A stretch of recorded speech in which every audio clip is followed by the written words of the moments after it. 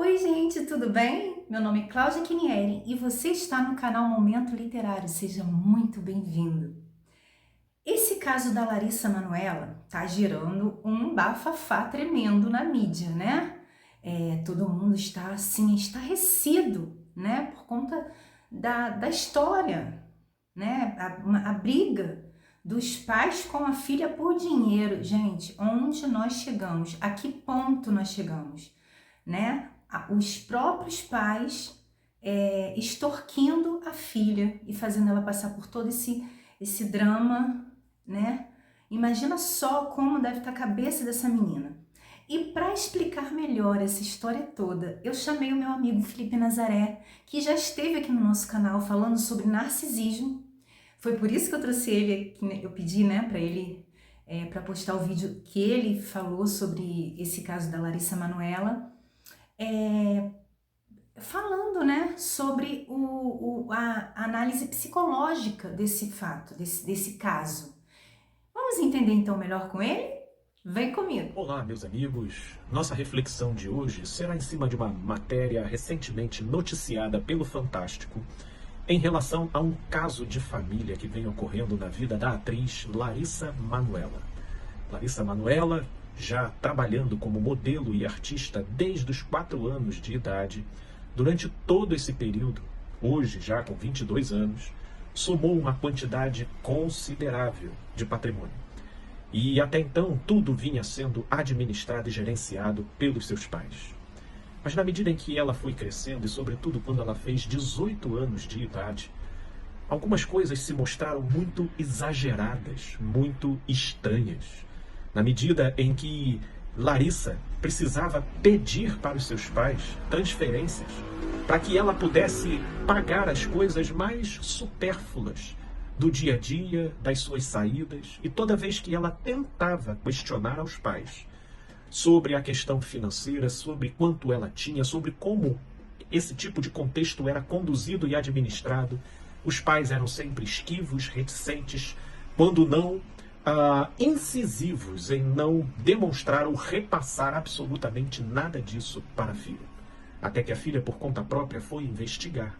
E nessa investigação é que ela constatou inúmeras mentiras, inconsistências e exageros no modo como os pais praticamente a utilizavam como um produto para a multiplicação daquilo aos quais eles faziam usufruto pleno, que eram dos ganhos do trabalho de Larissa. A reflexão ela já começa aqui. O quanto que você, na qualidade de pai ou de mãe, precisa que o seu filho ou sua filha seja um eterno imaturo, um eterno incapaz, um eterno dependente da sua gestão e da sua presença, para que você consiga continuar o status quo da sua vida, ou aquilo que você idealizou, tendo o seu filho ou a sua filha como fiador da manutenção do patamar de vida que você pretende ou conseguiu construir. Existem muitas idealizações e projetos de vida que a gente cria, às vezes, com filho, que a gente cria, às vezes, até com cônjuges, que a gente cria, às vezes, com sócios, criando idealizações onde, na nossa imaginação, o outro funciona como uma extensão de nós mesmos. Mas quando a gente cria essa idealização com o outro, a gente pode vir a perder de foco o fato de que estamos lidando com um indivíduo.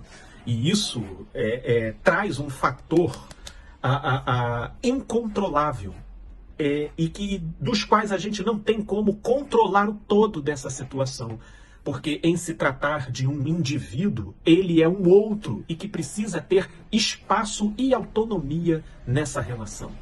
Mas para aqueles que idealizam e que são caracterizados por uma forte relação com o seu próprio desejo e com o seu próprio objetivo, seja por excesso de medo, seja por excesso de ganância, seja por uma busca obsessiva por algo que lhe falte, ele não enxerga o outro senão como um objeto, como uma coisa que precisa trabalhar em favor de sua própria realização. Algo disso se encaixa na sua paternidade ou maternidade, ou no modo como você conduz a sua relação?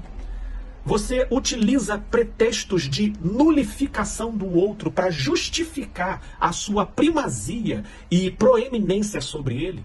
Eu dei a minha vida por ele, ele não pode falar nada, eu me sacrifiquei, eu me anulei, por isso ele tem que fazer isso, ele está sequestrado pelo resto da vida a viver em gratidão em relação ao que eu fiz.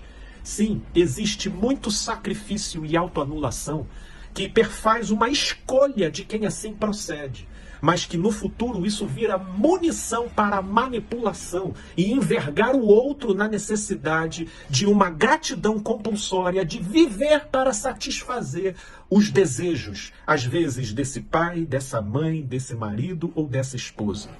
Por outro lado, tem a dimensão do filho também. Isso porque Larissa Manoela precisou abrir mão de um mega patrimônio de em torno de 18 milhões, para que então ela pudesse se emancipar e tocar a sua própria vida e seus próprios negócios. E às vezes, os filhos, eles na relação manipuladora e narcisista com os pais, às vezes se veem na necessidade de uma amputação grave da própria vida, da própria carreira, de modo a conseguir se desvencilhar de um controle arbitrário e sufocante. Isso pode se dar até, inclusive, em outras naturezas de relação.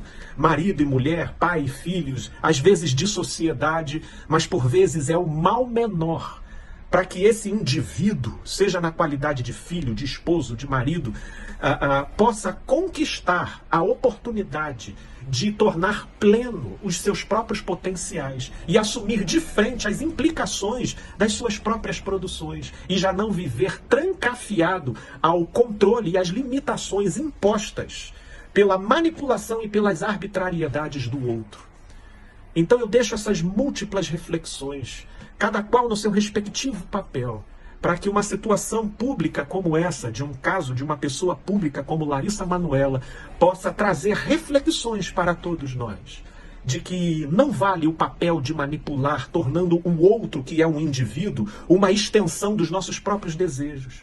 E por outro lado, se você é essa pessoa sobre quem é investido esse tipo de arbitrariedade e manipulação, por vezes vale a recomendação de Jesus de que é melhor amputar uma parte da gente e andarmos mancos ou deficientes na direção do reino, do que mantermos a nossa integralidade, mas vivermos presos e aquém do nosso pleno potencial de ser na vida. É para pensar, gente boa. Paz e tudo bem.